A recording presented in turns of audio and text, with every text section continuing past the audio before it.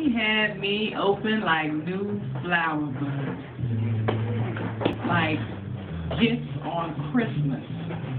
Like now when the bus rode by and missed us like legs spread eagle, his sex was caught diesel for Riesel, truly had me tripping. Kidboard gripping type 11, hotter than a pottery oven, the kind you remember better than your worst ass whipping, had me dripping like a bowl of Dippin' Dots left out too long. Aced it, because he didn't do anything wrong. It was an Altoids moment, yeah. Curiously strong was the feeling that lingered, and for it I did long, and when I got it, I was singing a brand new song. Whistling Dixie. Couldn't nothing fix me, because wasn't a dang thing broke on me. I was about as happy as a girl could be. Cheshire Cat thought he could smile.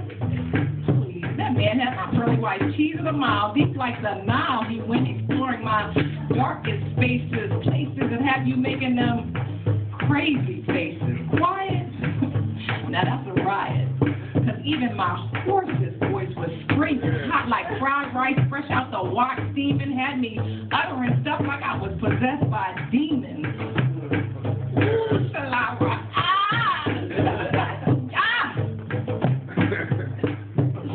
Especially designed for daydreaming, and every night like a junkie, he had me straight fainting. I developed this itch that only he could scratch.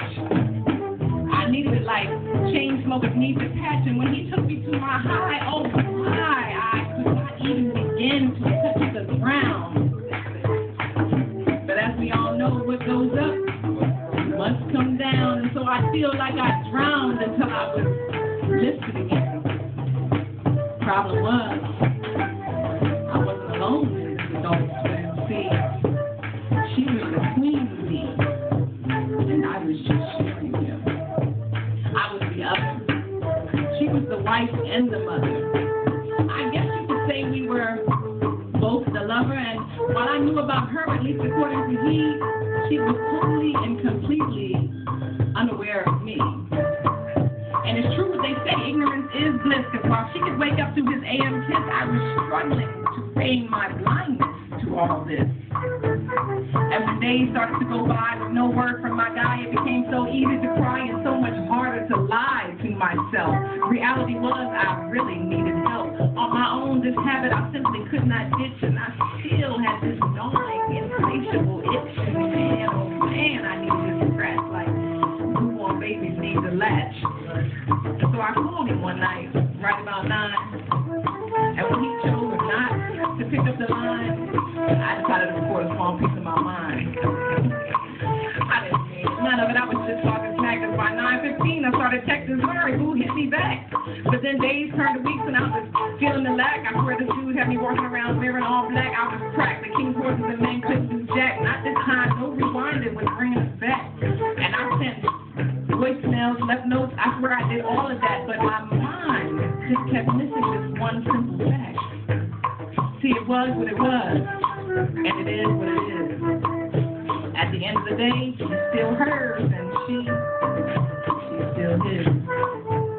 So when I called the last time, I can't explain to you how wretched I felt when I heard the pre-recorded message. The number you have reached has been disconnected.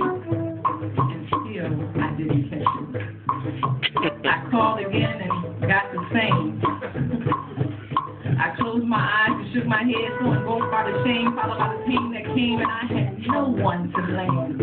I knew the rules from the start of this dangerous game. Plain and simple, I had lost, and now was paying the cost, and my heart and my feelings had been affected because I had been cut off. I was now shut up, shut out, shut in, shut off.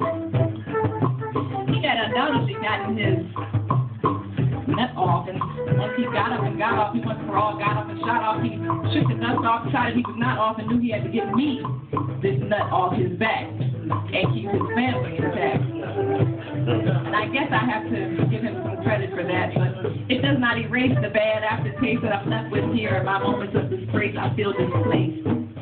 I've been utterly displaced, sufficiently lost without a trace. the beginning knew it was ending, so there's no need for more pretending, and there's no value in defending an open